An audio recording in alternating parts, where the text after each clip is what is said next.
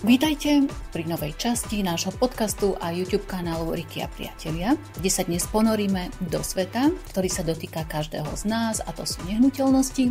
Ceny rastú, úroky kolíšu, ponuka sa mení a my si kladieme otázku, je dnes vôbec dobrý čas kupovať, predávať alebo investovať do bývania? Či už hľadáte svoj prvý byt, snívate o rodinnom dome, alebo zvažujete investíciu do apartmánu pri mori, dnes sa dozviete, ako na to. Spoločne prejdeme realitný trh očami odborníka, poradíme, čomu sa vyhnúť a čo naopak môže byť výhodou. Vítam Richarda v našom dnešnom podcaste. Dobrý deň, Richard. Dobrý. Krátka vizitka o hostovi.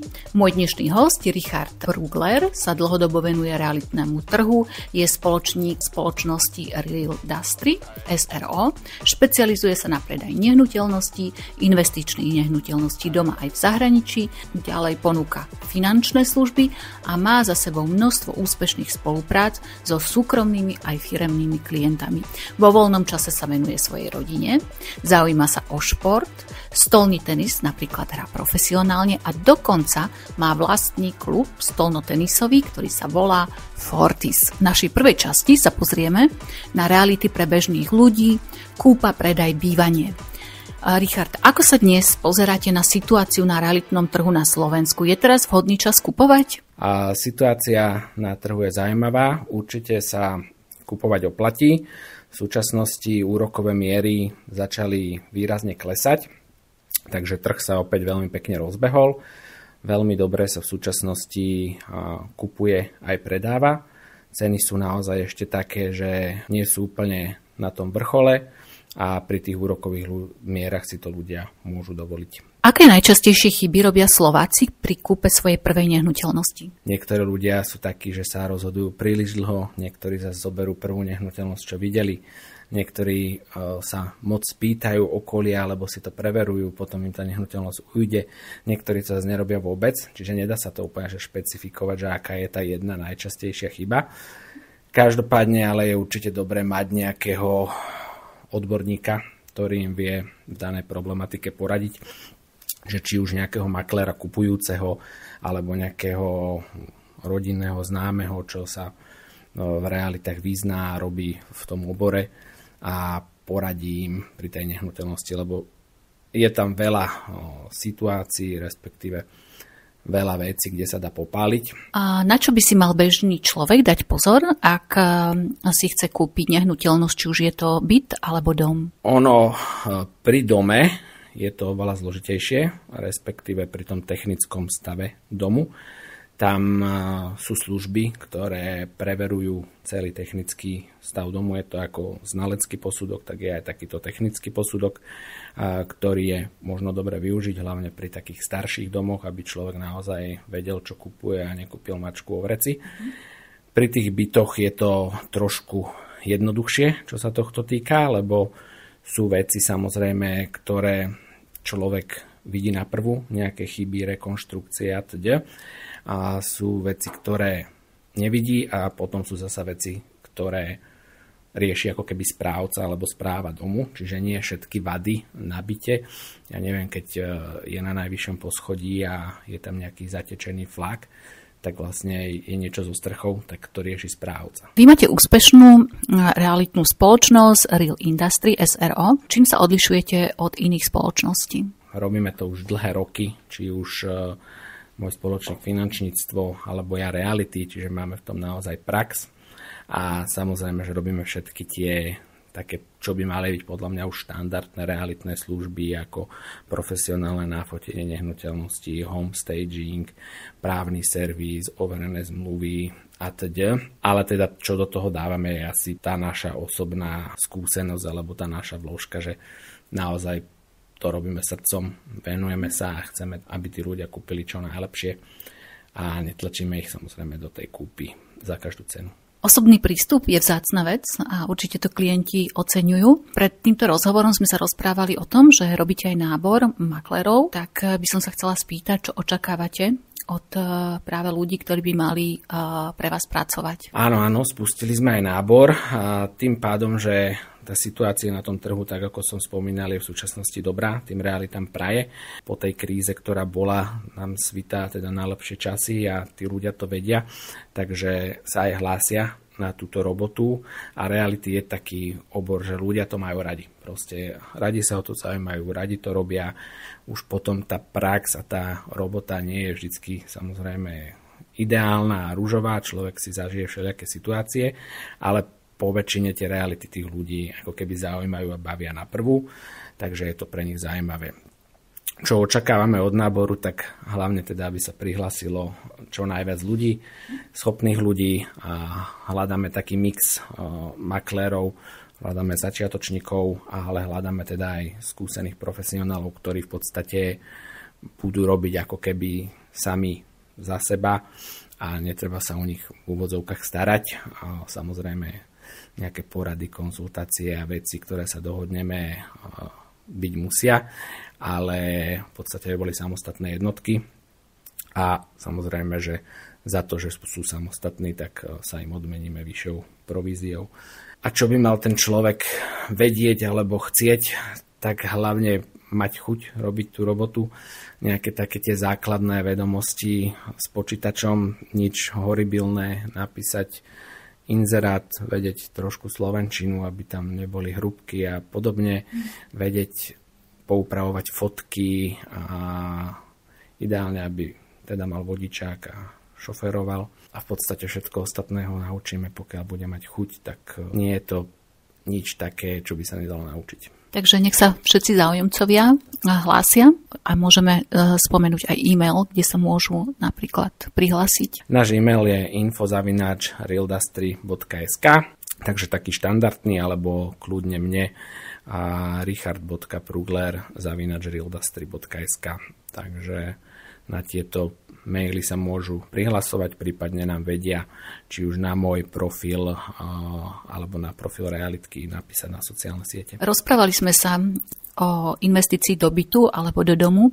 Aký je trend na Slovensku? Vyhľadávajú určite ľudia viacej investície do bytov v súčasnosti. Najviac ľudia využívajú investície do menších bytov. Keď sa bavíme o Bratislave, tak sa bavíme niekde do rozpočtu 200 000, čo je teda hodne, ale bohužiaľ také ceny v Bratislave sú a to sa bavíme teda do dvojizbových bytov, teda garzonky, jednoizbaky, dvojizbaky podľa lokality, ale ľudia na investíciu po väčšine takí začínajúci investori, to nazvime, idú po tých menších bytoch. Čiže garzonky, jednoizbaky, maximálne dvojizbaky. Skúsenejší investori už vedia tie úskalia každého toho ich rozhodnutia, aký byt si na investíciu vybrať, alebo aký dom a vedia sa s tým vyhrať. Tie investície tiež v podstate poznáme dva typy, alebo teda viacej, ale tie základné sú také dva. To flipovanie, čiže v podstate kúpiť byt v nejakom pôvodnom stave alebo kúpiť byt za podtrhovú cenu, za nižšiu cenu, buď prerobenie, alebo len ho nejak dať dokopy a predať za vyššiu cenu. Čiže to je prvý typ investície, takej rýchlej to nazvime. Toto celé sa dá zvládnuť. Skúsení investori to vedia do 3 mesiacov a vedia na tom veľmi slušne zarobiť.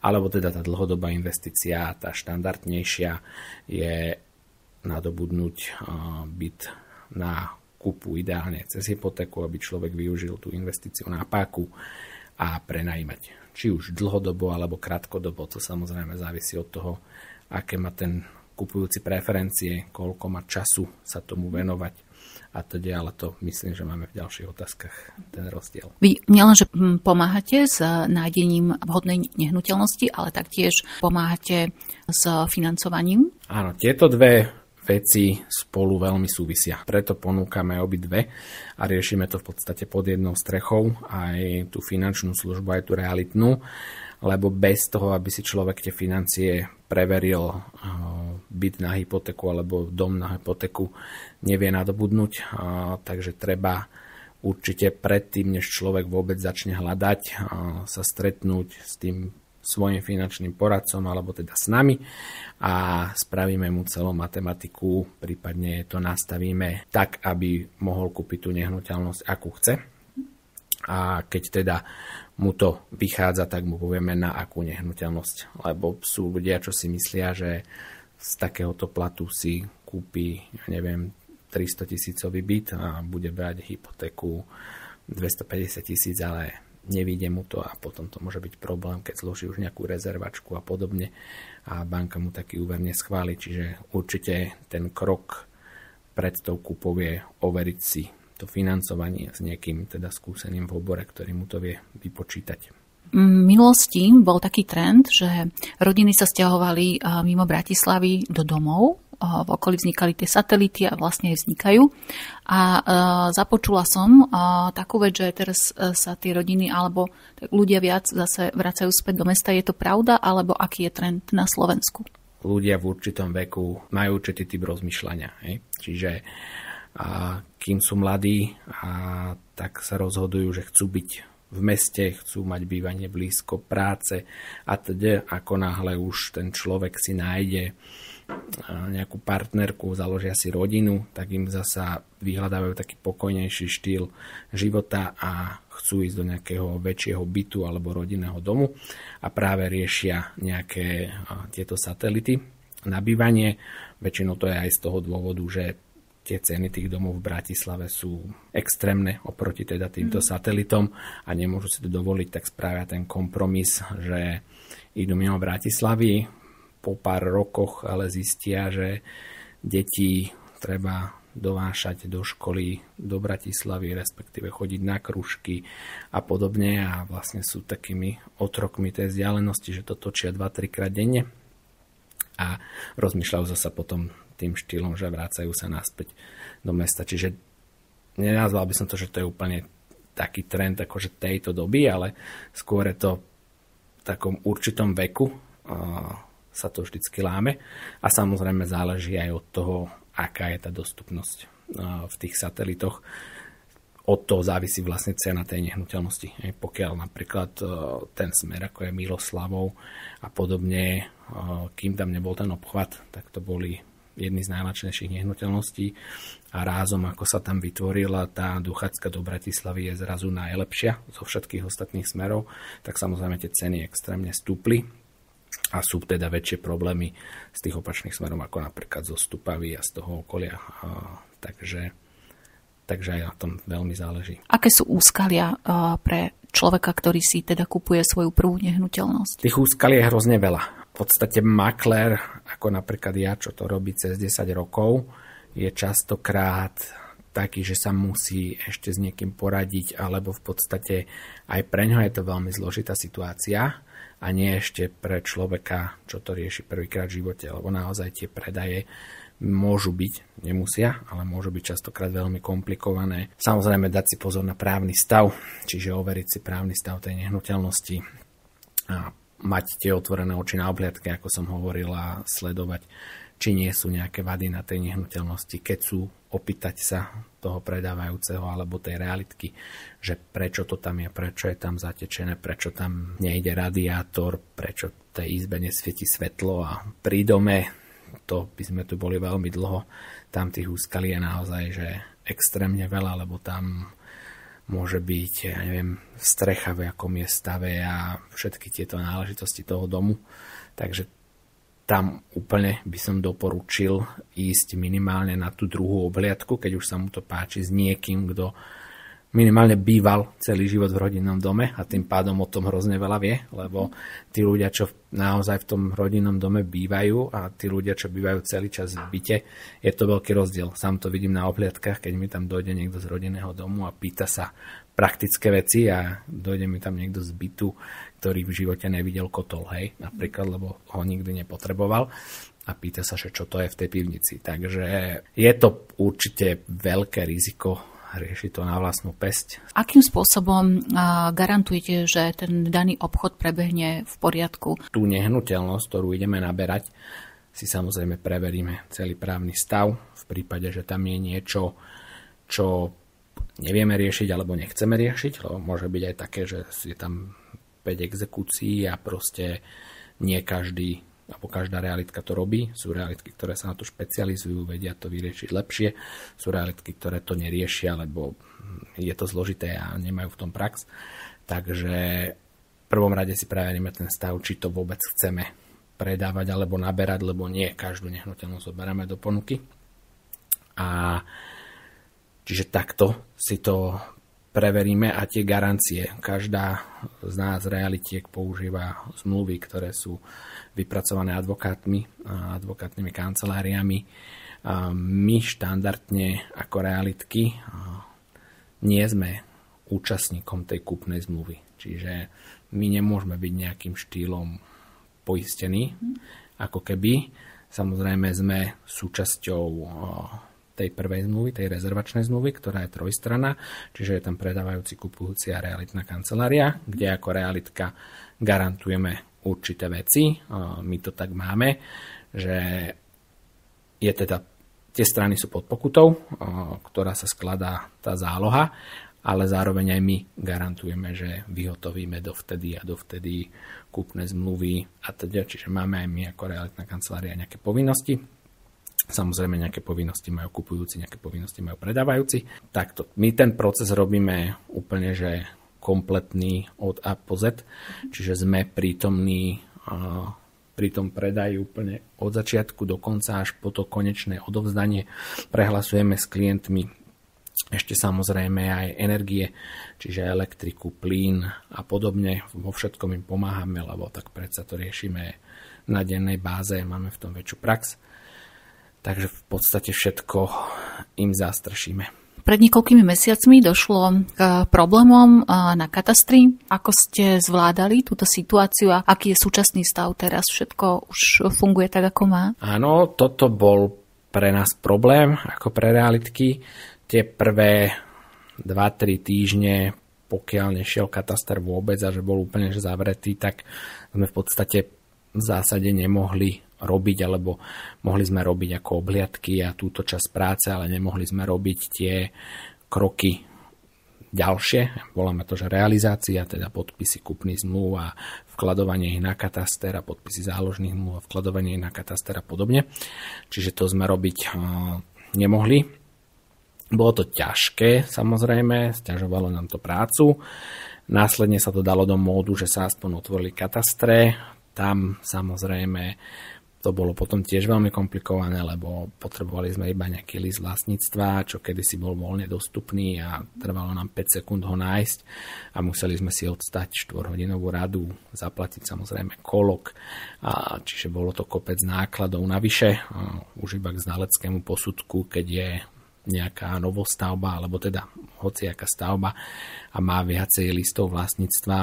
Napríklad v Slnečniciach sme potrebovali vybrať 4-5 listov vlastníctva k jednému bytu. Takže bola to pre nás komplikácia, ale poradili sme si tým, že v podstate to robíme dlho, tak sme to bez problémov zvládli. Teraz v súčasnosti už je to viac menej všetko na poriadku. Ešte boli nejaké situácie, keď tie systémy katastrálne padali, lebo hrozne veľa ľudí sa tam nalogovalo, keďže si chcelo skontrolovať to svoje vlastníctvo, či je všetko na poriadku. Tak to ešte tak chvíľku haprovalo, ale už teraz je to v bežnom móde. Ktoré lokality sú teraz trendy a ktoré by ste vy odporúčali ľuďom, aby si vybrali práve tam nehnuteľnosti v rámci Bratislavy a západného Slovenska? Ja by som v prvom rade odporúčil ľuďom si kúpiť tú nehnuteľnosť v tej lokalite, ktorú preferujem, majú rado a vyzná sa v nej. Či už teraz sa bavíme o investičnej alebo na bývanie, tak v obidvoch prípadoch určite nech ide do lokality, v ktorej sa vyzná. A čo je preferované? Samozrejme v rámci Bratislavy štandardne Staré mesto, Nové mesto, Ružinov, začiatok Petržalky, Karlovka, to sú také top. Trošku menej preferované Vrakuňa, Podunajské a tie okrajové časti Bratislavy. Ale nie je to akože žiadna tragédia, je to naozaj na tom subjektívnom názore toho klienta. Keď býval celý život vo Vrakuni, je to pre neho možno oveľa zaujímavejšie ako Staré mesto. Takže toto je naozaj že také veľmi subjektívne. A v rámci tohto realitného biznisu je nejaké také prekvapenie alebo čo sa očakáva oblasť, ktorá môže byť do budúcnosti trendy? Sú určité situácie, ktoré môžu nastať, že presne nejaká takáto oblasť vyletí napríklad na cene. Dám príklad, ide sa budovať baterkáreň v Šuranoch, kde bude hrozne veľa pracovných miest, tak začala byť táto lokalita oveľa lukratívnejšia ako predtým, lebo tam príde hrozne veľa nových ľudí, zamestnancov a teda bude sa tam kupovať, predávať, čiže takéto trendy majú vplyv. Treba to samozrejme sledovať a zase je to už potom o tom, či už investorovi alebo človeku, čo preferuje, čo nepreferuje. Ale stále by som sa prikláňal k tomu, že skôr by som sa zaujímal o lokalitu, v ktorej sa ja vyznám, ako ísť do Šurian. Akože to je môj taký subjektívny názor, že radšej radím vždycky ľuďom, že vyber si tu, kde to poznáš a poznáš tie nástrahy, poznáš tie plusy aj tie mínusy. Aká je situácia s hypotékami v súčasnosti? Situácia s hypotékami je dobrá. Teda myslím dobrá oproti tomu, čo bolo posledné obdobie. Hypotekárne miery klesajú. Už sme niekde na 3,3% a mám myslím teraz najnižšie Prima banka. Čiže ide to dobrým smerom. Očakáva sa, že stále klesať budú úrokové miery. Takže čo sa týka hypoték, je to fajn. Samozrejme, nie sme ešte na 1%, ako sme boli v minulosti, ale pri týchto percentách už to tým ľuďom začína vychádzať, že vedia tú nehnuteľnosť nadobudnúť a vedia tú nehnuteľnosť nadobudnúť aj investične, aby moc nedoplácali, to nazvime, na ten investičný byt a teda viac menej im to pokrývalo to nájomné. Spomínali ste AI, umelá inteligencia, vyhľadávanie. Ako sú na tom Slováci, čo sa týka vyhľadávaní, bývania, viac online, sociálne siete, 3D prehliadky, čo je trendy pre Slovákov? Samozrejme aj v tomto sa posúvame, respektíve to, čo bolo možno pred 3, 4, 5 rokmi, také niečo nad nejaké 3D obhliadky a podobne, začína byť štandard. V podstate každá, ja už som teraz nazval, že normálna realitka to robí, alebo to vie robiť. Otázne je, či to chce robiť, lebo niekto samozrejme preferuje profesionálnejšie fotky, niekto tie 3D obhliadky. Všetko má svoje výhody a nevýhody a na to je ten makler, aby vyhodnotil, čo pri ktorom byte sa hodí. Lebo nie všade je dobre spraviť 3D obhliadku a podobne. Sú rôzne prípady tých bytov, kedy v podstate to nemá význam aj v nejakom pôvodnom stave alebo v nejakom byte, čo je zaprataný. Slováci vyhľadávajú samozrejme štandardne najviac cez realitné portály. To stále vedie, ale teda v tesnom závese. Za tým sú sociálne siete. Aj tam pri tých sociálnych sieťach sa to zasa rozdeľuje podľa nejakej vekovej kategórie, že tie staršie vekové kategórie ešte možno preferujú Facebook, tie o niečo mladšie Instagram a tie generácia TikTokerov, tak už zasa TikTok, celá tá doba sa digitalizuje, sa zrýchľuje, čiže aj tá prezentácia, to, čo platilo pred rokom, robiť 3-4 minútové videá s dronom, krásne zábery, neplatí. Teraz to video musí byť do 20 sekúnd, musí byť otitulkované, lebo ľudia to pozerajú na porade pod stolom so zhasnutým zvukom na svojich smartfónoch, čiže celé sa to vyvíja. Ako si má človek vybrať toho správneho maklera realitku? Napríklad, že ten makler má uvedené pri tej nehnuteľnosti svoje meno. Má tam svoju fotku, má tam svoje telefónne číslo, že neskrýva sa za nejakú či už kanceláriu, alebo proste logo, alebo čokoľvek. To je taký prvý znak, že sa identifikuje a tým pádom ide akože s kožou na trh, že áno, som to ja. A samozrejme, keď si človek otvorí profil toho maklera, tak je fajn, keď tam nemá 1-2 nehnuteľnosti, ale keď ich tam má 10 plus. Samozrejme, to sa rozlišuje, či ten makler robí iba exkluzivity alebo aj nejakú súkromnú inzerciu, alebo či robí nájmy, alebo len predaje, či robí len Bratislavu, alebo celé Slovensko a teda. Čiže má to tiež veľkú škálu, akože ako to brať, ale samozrejme mal by tam mať určite nejaký väčší počet nehnuteľností. Potom samozrejme ten pocit, čo má ten človek na tom maklerovi, keď sa s ním stretne.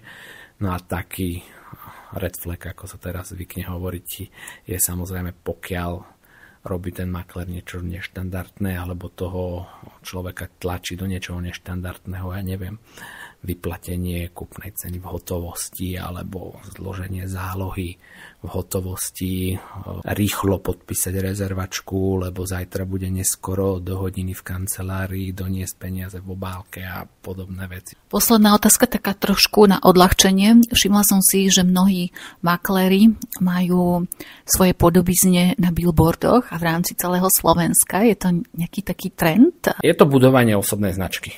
Tak ako pri nehnuteľnostiach, aj pri každom inom podnikaní, v podstate ten makler by mal budovať aj seba. Nie len teda tú realitku, ale aj tú svoju značku, lebo realitka nemusí byť na veky. Môže si chceť potom časom otvoriť svoju realitnú kanceláriu alebo ísť do inej realitnej kancelárie. A keď buduje tú svoju tvár, tak tí ľudia pôjdu vždycky za ním. Hej? Akože v podstate tým ľuďom je jedno, či to bude zastrešovať Real Dastry, Arvina Bennett, Remax, ale vyhľadáva toho maklera, keď už s ním má nejakú skúsenosť. Takže je to budovanie svojho osobného brandu, určite to každému maklerovi odporúčam. My nemáme billboardy, ale máme zasa veľmi veľa plachiet, ktoré dávame na nehnuteľnosti, akože na označenie nehnuteľnosti na predaj a v podstate to slúži tým istým spôsobom, hej. A ešte k tomu je to zadarmo reklama, lebo ten človek, kto má na tom plote, pomôže to samozrejme tomu predaju a zároveň človek promuje seba a samozrejme aj tam dobré je mať svoju fotku, rozdávať vizitky, dať nejaký drobný reklamný predmet tomu človeku a podobne. To je určite veľmi podstatné pri tejto robote. Ak vás táto téma zaujíma, určite si nás naladte aj o týždeň. Budeme sa opäť s Richardom rozprávať o investovaní do nehnuteľností a pozrieme sa aj za hranice Slovenska, ako je napríklad Dubaj, Chorvátsko a ďalšie zaujímavé destinácie, kde Slováci radi investujú. Porovnáme výhody a nevýhody domáceho trhu so zahraničím. Slovensko versus zahraničie, bude to zaujímavé. Nezabudnite preto dať odber, zdieľajte túto epizódu so svojimi známymi. Ak máte nejaké otázky či skúsenosti s investovaním, napíšte nám, radi ich zaradíme do budúcich častí. Počujeme sa už čoskoro, majte sa krásne.